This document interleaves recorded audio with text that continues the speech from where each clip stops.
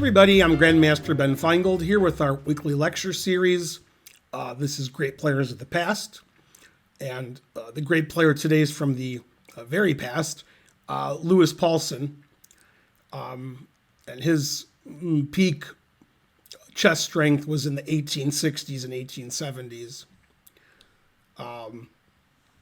And he was a German chess player, and he was probably, I would say, from my experience, like top 10 in the world, probably closer to 10. And he played a lot of the leading players of the day, as you'll see in some of the games that we look at. One thing I learned was he had an older brother, Wilfried Paulsen, who was also a very strong player. Not as strong as Lewis, but pretty good. And you can look him up on Wikipedia also, his brother. And also, Paulsen was, along with Morphy, a great blindfold player, could play many blindfold games at once. And then I think after them, that torch was passed to Pillsbury, who I think also played a lot of blindfold games at the same time. So, in my opinion, best player in the world in the 1800s that wasn't Morphy, Steinitz, or Lasker, at least in the 1860s and 70s. Because probably in the late 1890s, Pillsbury was better, was Adolf Anderssen being a top player. And Paulsen played matches with Anderssen, and in 1862, Paulsen drew a match, and in 1876 and 1877, which was much later, Paulsen defeated Anderssen in matches. So, I mean, Anderssen was top 5 player in the world, I would say, and Paulsen did well against him, as my dogs can attest to. So this is actually quite funny. The Paulsen pawns, based on what this paragraph says, pawns on d6 or e6 for black, or d3 and e3 for white. I guess now it's called the cow opening because of the internet.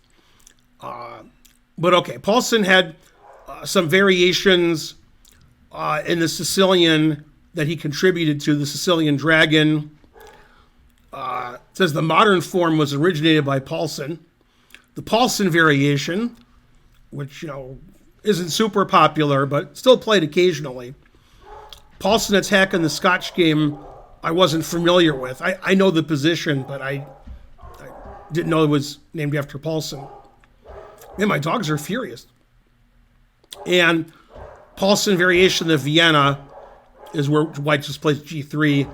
And also the Paulsen attack in the center game, which I think is, that's the main line in the center game, called the Paulsen attack. So Paulsen contributed to a lot of openings, and he played lots of the best players of the time. Quite a great blindfold player, as we're going to see in this game selection that I have. And obviously, at the time that he was, quite good, he was somewhat overshadowed by Morphy, but that's about it. I mean, Morphy was better than Paulsen, but, in the late 1850s, 1860s, and 1870s, you couldn't really say somebody else was much better than Paulsen, maybe about the same level. So I want to thank our sponsor, who decided to be anonymous, like a lot of our sponsors, for sponsoring the lecture and thinking highly of Lewis Paulsen. If you want to sponsor a lecture, you can contact my wife, Karen. Her email's karen@aclchessclub.com, and you can sponsor a lecture on any topic you like. Okay, let's look at the games. And, okay, so the first game, actually, I think this is the last game. Yeah, this is the first game. Lewis Paulsen's white against John Owen. And you may have heard of John Owen, or if you haven't, you may have heard of an opening called the Owen's Defense, where black plays b6 basically against anything, and bishop b7. And sometimes black prefaces this by playing e6 first. Usually, after black plays b6, bishop b7 plays e6. Otherwise, you wouldn't necessarily call it Owen's defense. Now, speaking of that, e4, b6. So Owen played Owen's defense.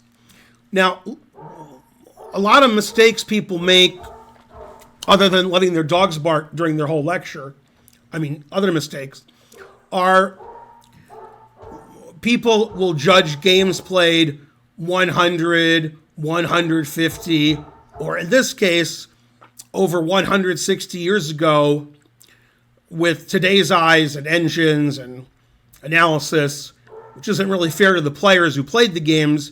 They didn't have the technology, the information, and the availability to play chess all the time like we do now.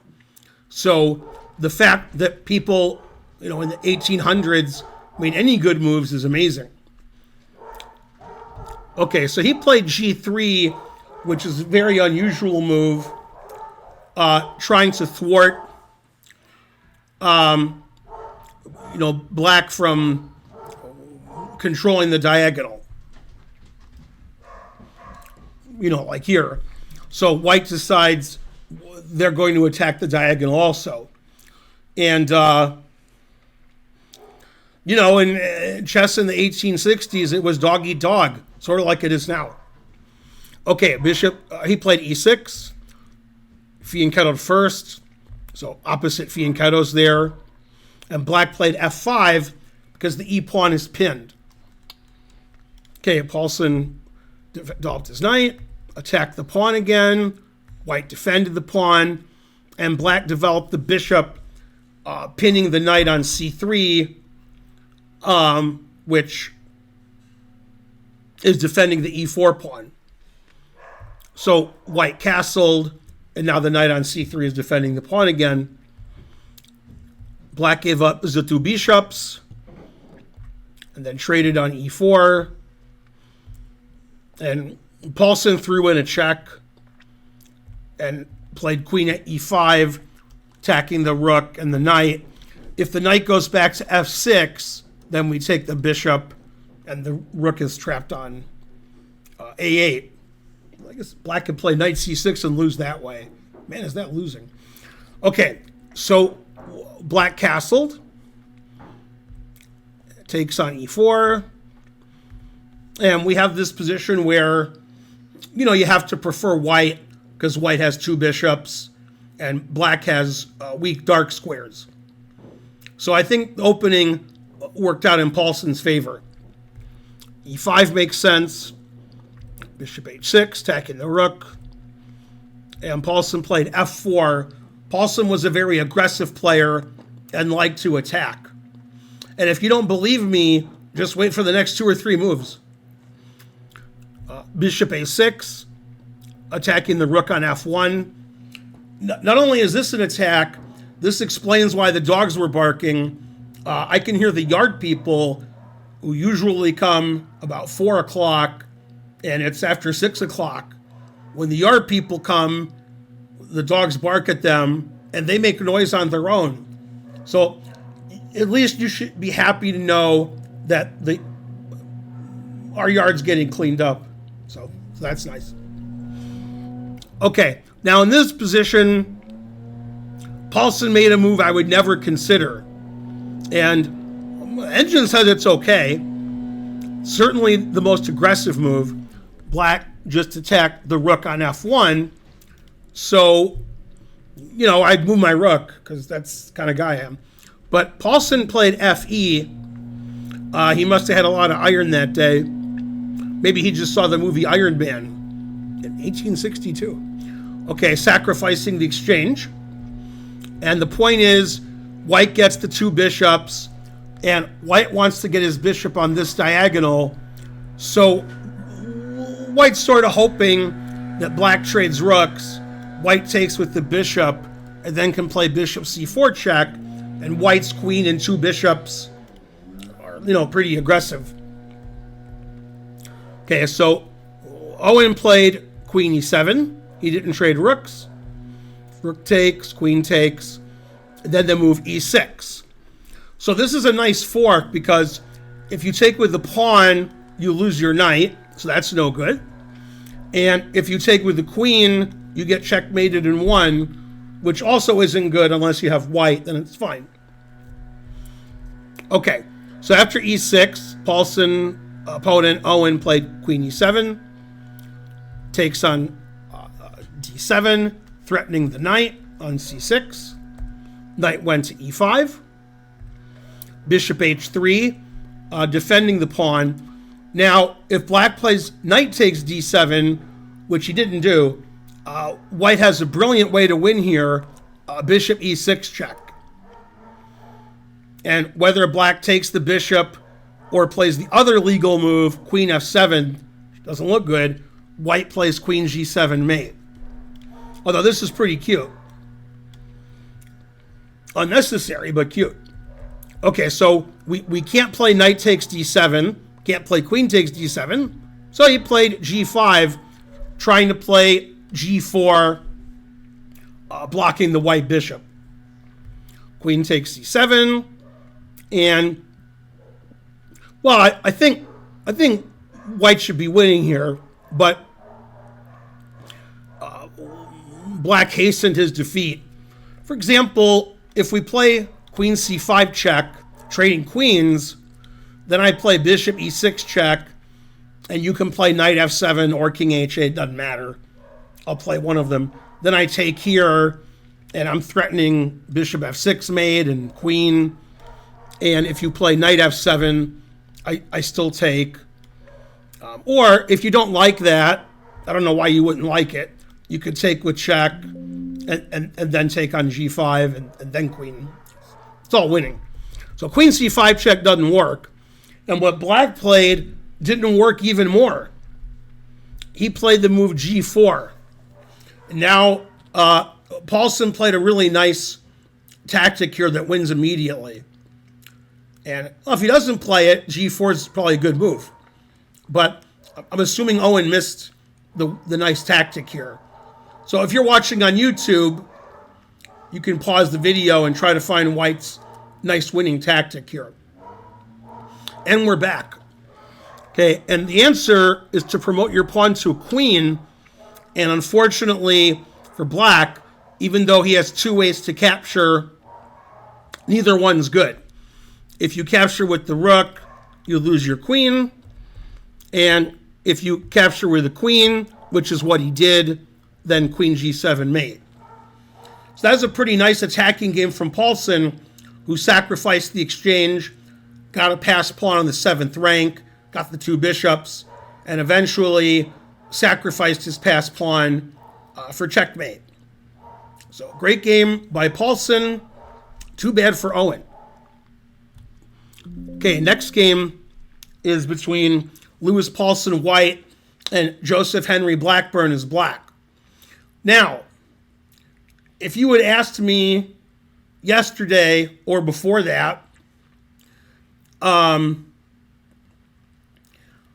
who's better, Paulsen or Blackburne? I wouldn't know. Similar. Maybe Paulsen, maybe Blackburne, I don't know. However, for reasons I don't understand, this game was played in a blindfold simul that Lewis Paulsen was giving. So Lewis Paulsen was playing 10 people at once, blindfolded, and Blackburne was one of his opponents. Typically, when people are of similar strength, you don't play them in a blindfold simul, because that doesn't make sense. Now, blindfold simuls, which were very rare at that time, still pretty rare, were basically given by Paulsen and Morphy, and that's it. And this particular blindfold simul actually took 2 days. So they had to stop and play the next day. I'm not sure if this game went that far, but and Paulsen had the white pieces against Blackburne. And it was funny because when they resumed the next day, neither person had slept very much. It turned out that Joseph Blackburne was singing in the dead of night. And he was singing instead of sleeping, and Lewis Paulsen couldn't sleep. Terrible. I think the Beatles wrote a song about it. Blackburne singing in the dead of night. Okay, so Blackburne played what I guess now is called the cow opening for some reason. And what's funny is this was attributed to Paulsen playing similar with Black. And I guess Blackburne was trying to play a little unusual since Paulsen was giving a blindfold simul. Okay, and then he fianchettoed his bishop, fianchettoed his other bishop, 2 bishops, 1 for each of you. Slightly unorthodox play by both players. F5, threatening the e-pawn. And Black eventually castled queenside. Also unusual. And they attacked on the respective sides. B5 is a very strange move. Looks pretty good for white. Then knight takes e5 because the d-pawn is pinned. White unpins the pawn. Knight g4 is a good move.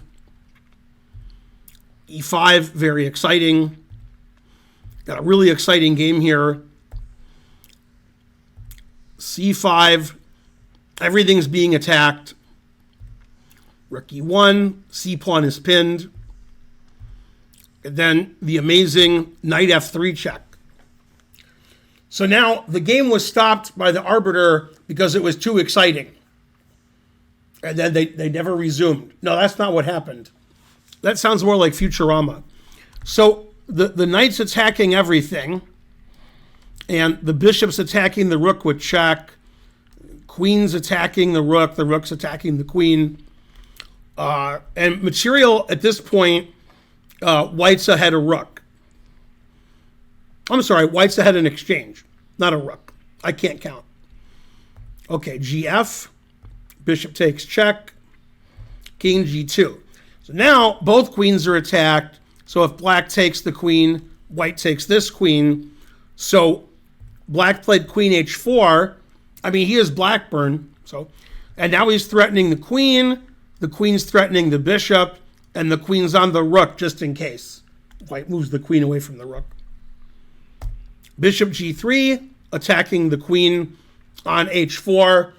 And now Blackburne made a big mistake in this position. All he has to do is take the queen and then take the rook. And black should win up the exchange. And Blackburne said he saw that, but he wanted to win spectacularly because it was a blindfold simul or something. So he played queen g4, which is much more interesting. Threatening the f3 pawn twice and the queen. And the f pawn is pinned. So queen b3, keeping an eye on the pawn on f3. f4 looks good.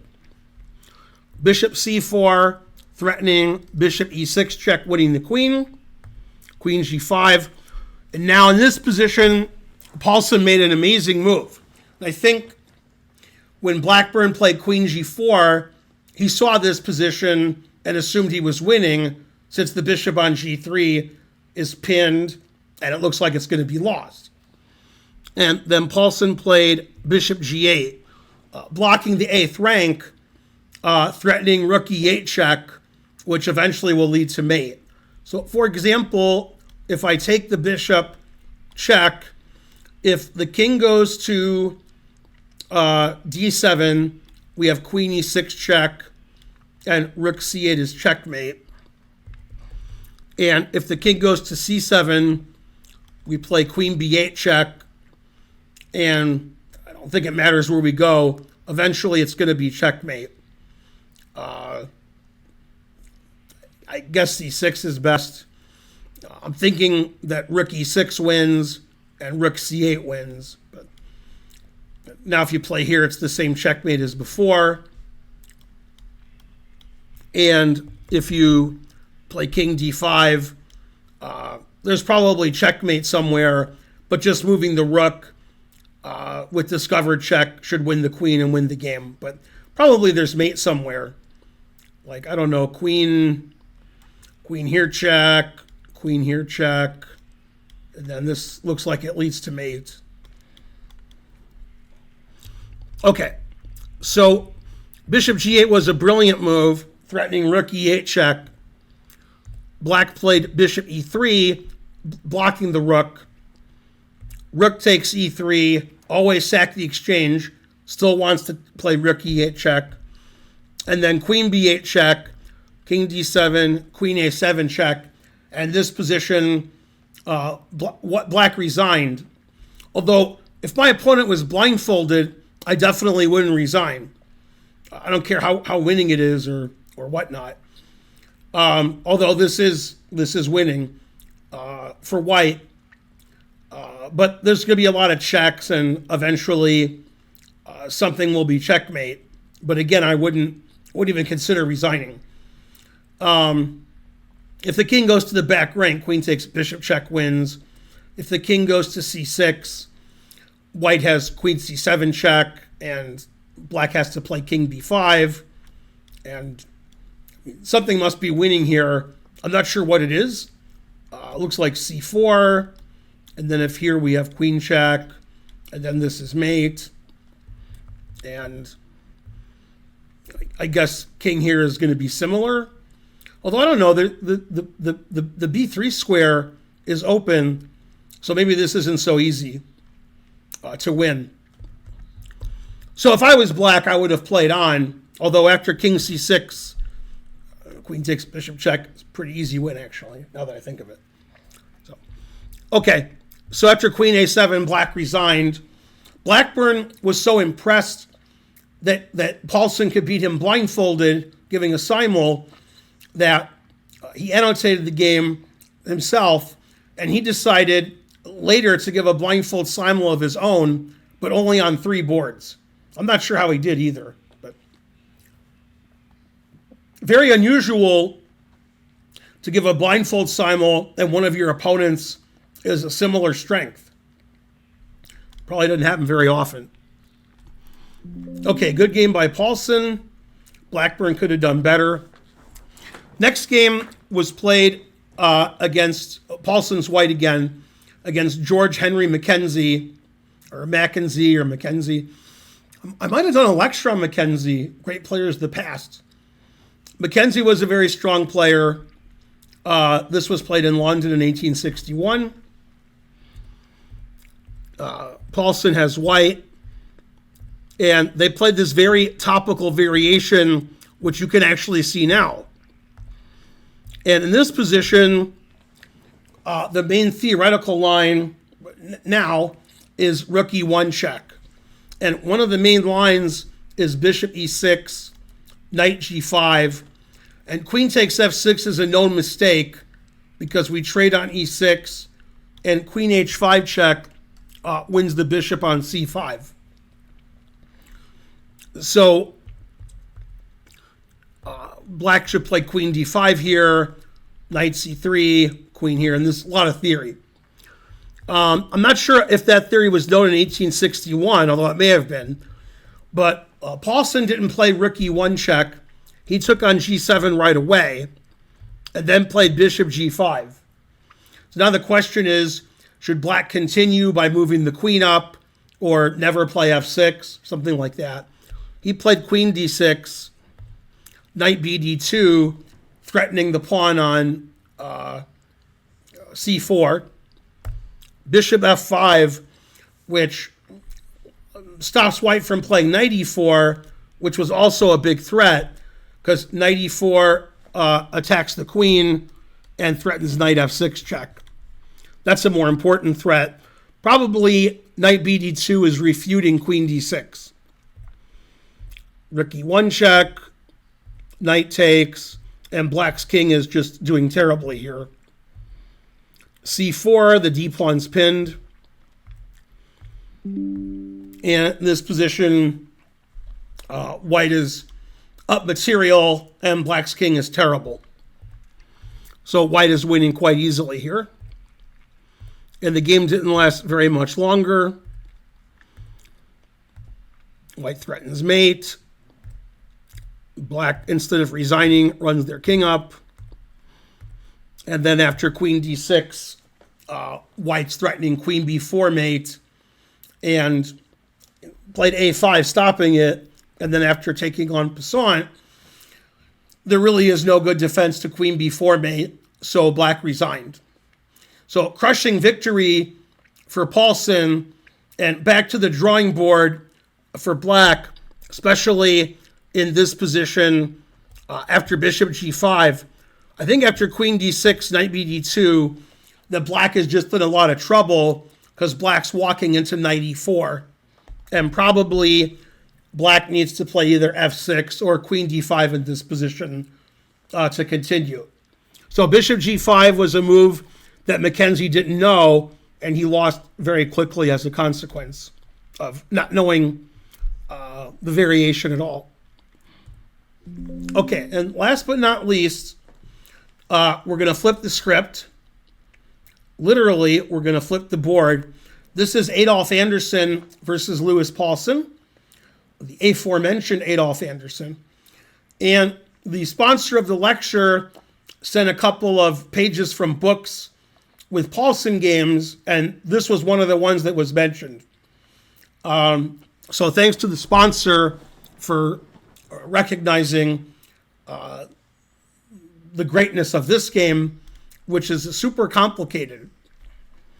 And Anderssen, very strong player. This was played in 1862. And Anderssen played the Evans Gambit. So you may have seen this game on Agadmator's channel, except Agadmator likes when white wins in the Evans Gambit. So maybe you didn't. Probably not showing you a lot of games where the Evans Gambit loses. So, okay, so bishop takes,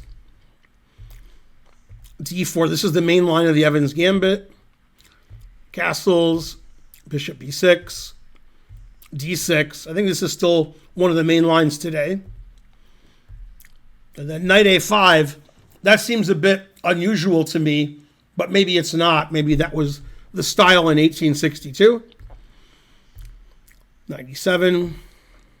Knight a4 doesn't seem right to try to get the bishop pair when white needs to attack.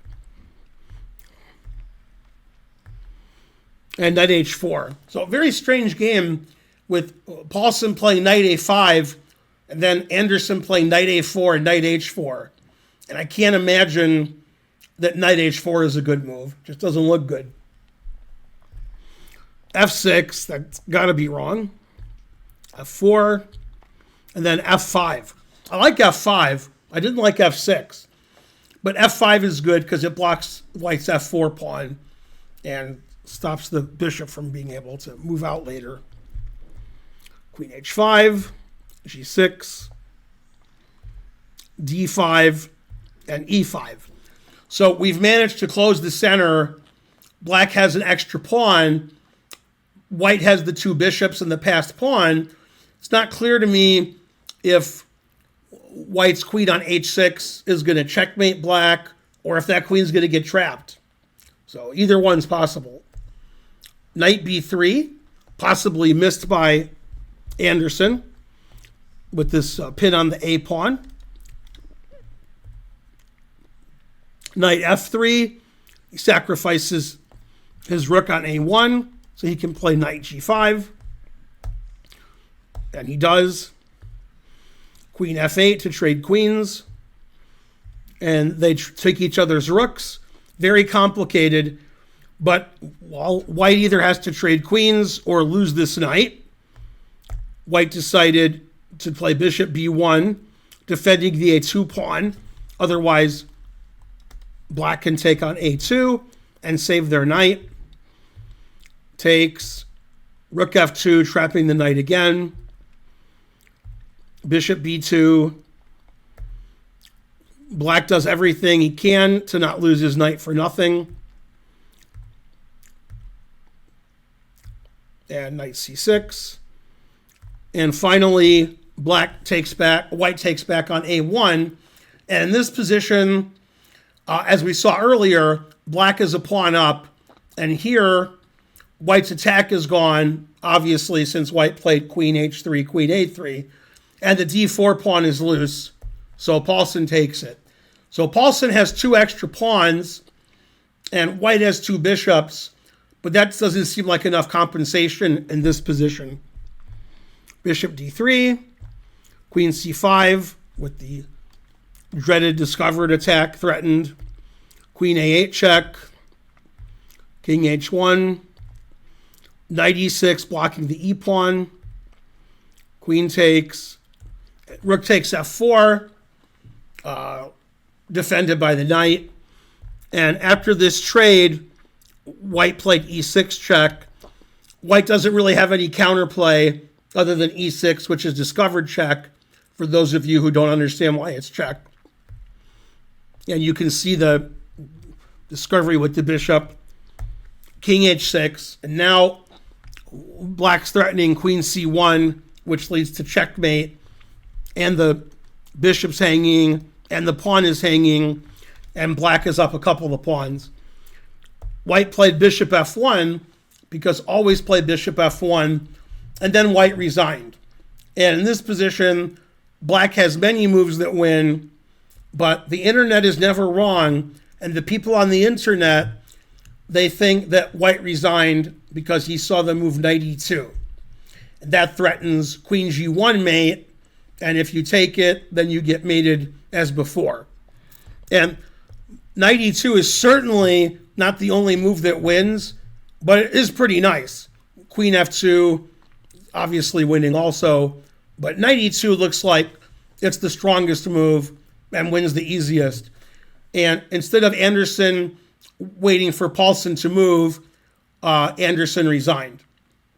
So that was an example of games played in the early 1860s where Paulsen beat very strong players, including a strong player when Paulsen was giving a blindfold simul. So you know Paulsen was very strong. Paulsen does have a win against Morphy and a few draws. Typically, Morphy won when they played, but not every time. Anyway, I want to thank our sponsor again, who's anonymous. If you'd like to sponsor a lecture, contact my wife, Karen. Her email is karen@atlchessclub.com. I'll see you guys next time with more lectures. Please like and subscribe and leave a comment. Bye, everybody.